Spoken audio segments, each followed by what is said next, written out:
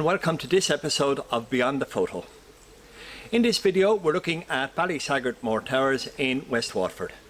We look at the intriguing history behind the towers and, as always, some of the best spots for compositions and lighting to ensure you get the best photographs from your visit here. So thank you very much for joining me along the journey, and let's get going.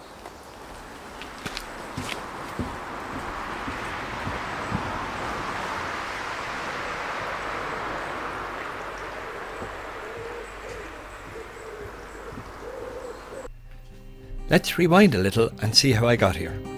From the Waterford side, you're taking the N72 from Dungarvan through Cappoquin and then turn right for Ballyduff just before you cross the bridge at the castle in Lismore. Coming from the Mallow Fermoy side on the N72, go through Lismore, cross the bridge at the castle and turn immediately left.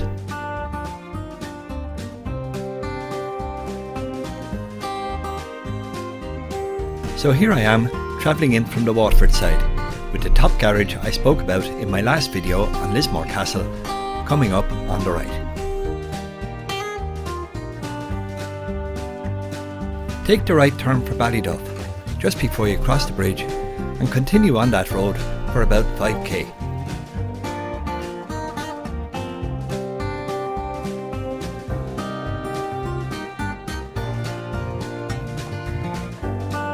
Along that road you'll pass Lismore Golf Club and finally you'll arrive at a car park on the right. When you park up you have two choices. You can go left to the bridge and towers or right to the gate lodges. Both are along the same loop road, so unless you particularly wish to go to one or the other first, it makes no difference. We're going left first, up to the bridge and towers, and then we'll continue on to the lodges.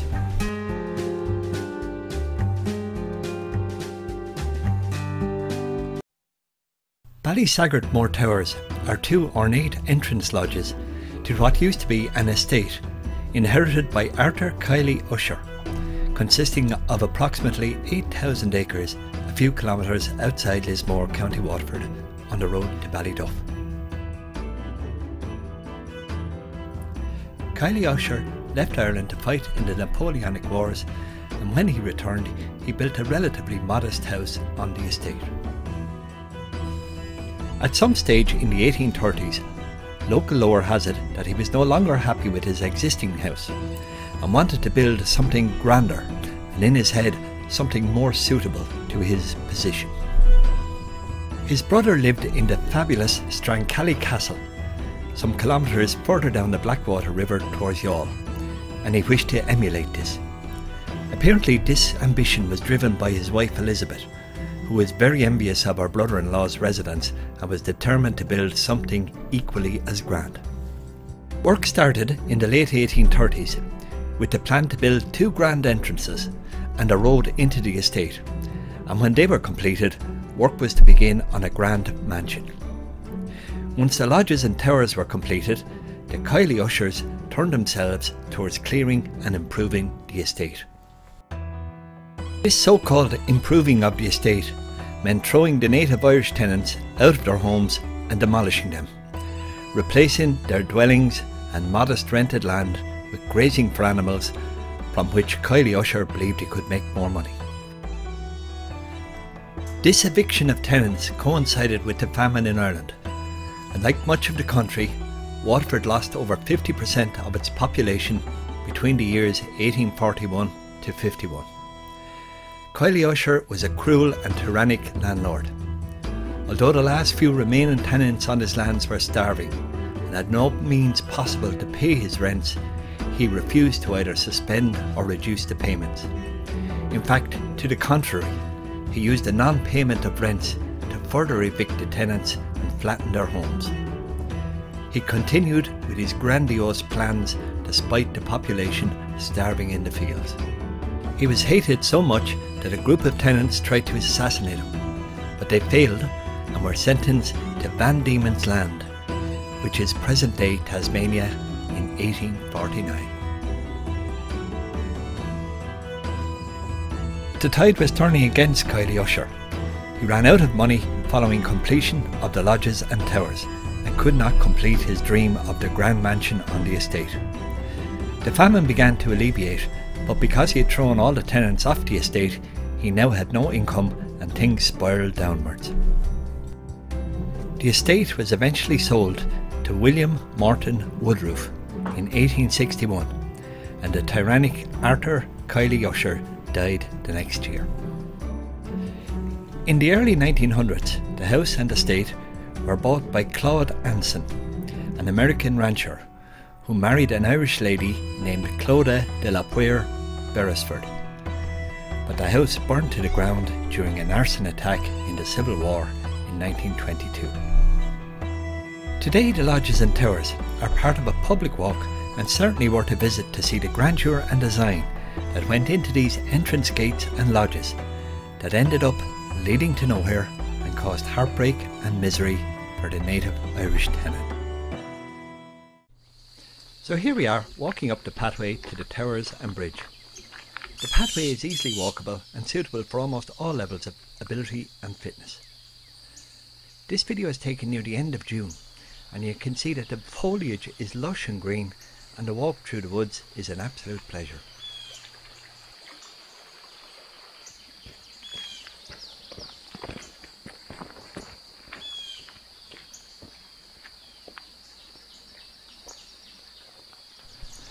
After about 8 to 10 minutes, you'll come across a telltale sign that this isn't an ordinary walk in the woods.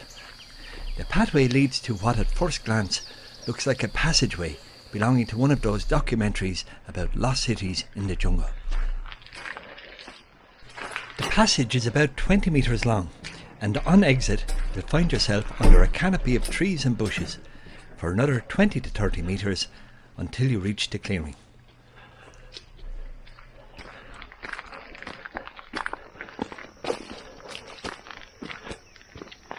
The pathway swings to the left, and you'll get your first glimpse of the towers about 50 metres in the distance.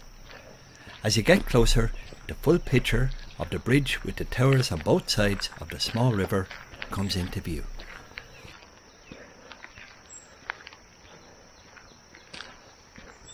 You'll see the towers on what was to be the entrance side of the bridge are more elaborate and include a central round turret with square towers on either side, whereas those on the estate side are smaller and consist of two round turrets. I can only reflect with sadness the amount of money that went into building these, while at the same time the ordinary people were starving and dying in the fields.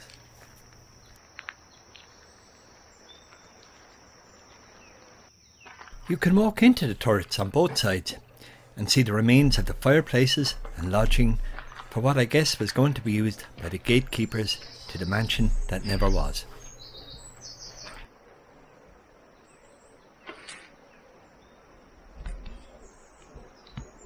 This is the view from the estate side.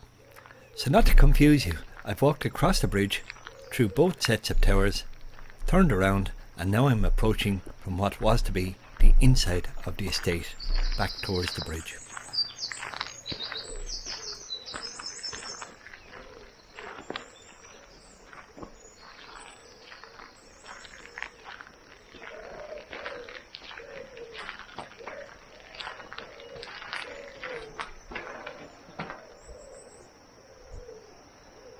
And this brings me to my first composition.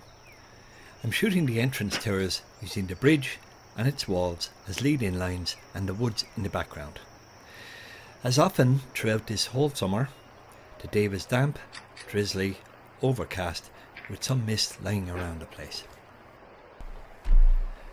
I was happy to be able to use the roof of the gateway to shelter the camera lens from the rain for this shot. There's nothing worse than taking the shot, wipe the lens, repeat. I know the story too well, I'm sure.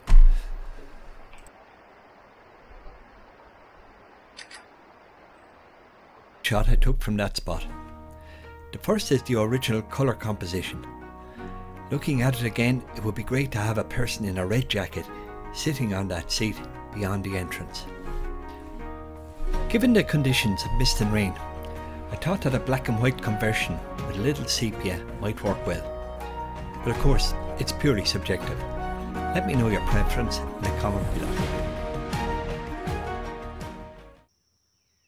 For the second composition, we're going to cross the bridge, walk under the central turret, turn to the right and follow the path down towards the picnic table. About halfway down that path, you'll find a nice angle to shoot the bridge with its arches and both sets of towers.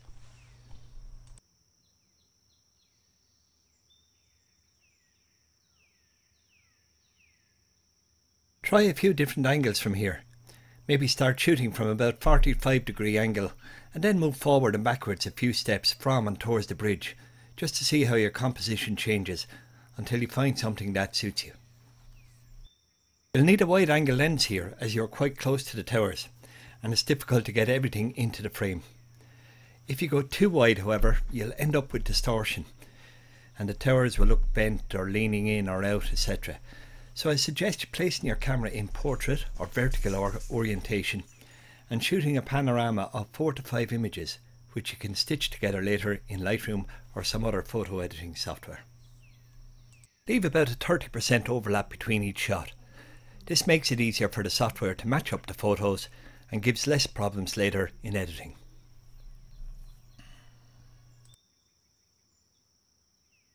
Here's an image from this spot to give you an idea of what can be got from this composition. Again, I converted a second option to black and white.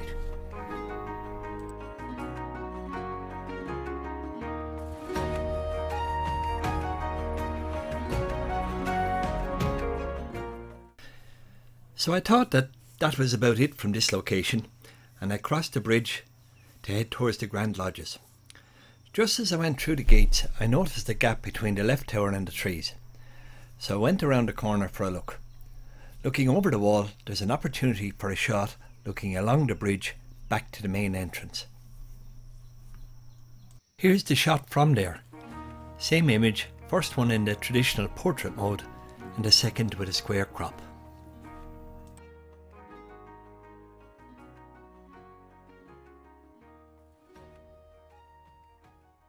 It's time to head for the Grand Lodges. It's about a 10-minute walk or less from the bridge and towers to the lodges. Again, it's an easy pathway to follow.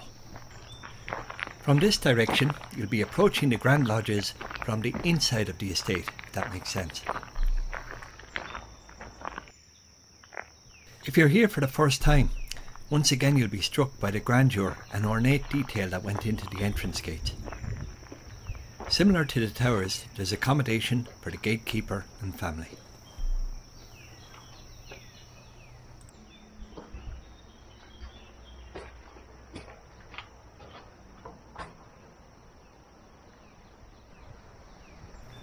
Walk through the gates to the outside and follow the gravel footpath as it curves away to the left, and it's from here that we're going to frame our composition.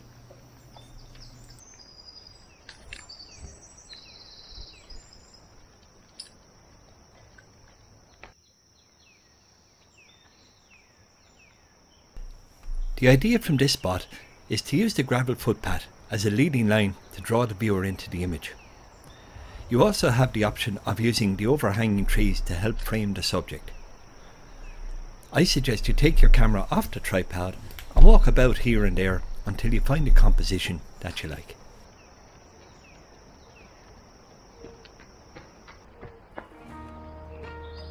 So here's the image from this spot. Instead of trying to go too wide, I took 5 vertical images and stitched them together in Lightroom. I've said this before in my videos, but it really helps to prevent distortion, and Lightroom is so good at stitching images, it makes the whole process pretty much hassle-free. And of course, the other thing is that if you find you really like the image, you have a large amount of pixels in the panorama, which will allow you to print at large sizes.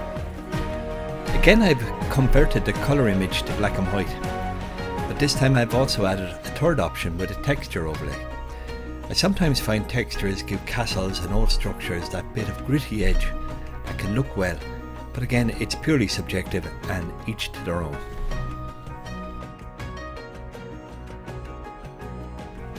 My final image from Ballysaggartmore is not from this trip but from winter 2019 and uses a drone which places the gate central in the image. As you can see, the drone isn't that high, but it just gives a different perspective that you just can't get from the ground. I also edited this image using Nik color effects to to give an old photo look to the image.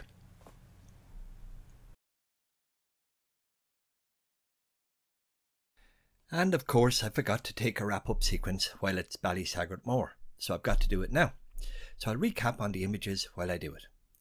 I hope you enjoyed the video, and if you did, please leave a like or comment below, and subscribe if you'd like to be notified of my next video, where I go on an overnight camping trip to Hook Head Lighthouse in County Wexford.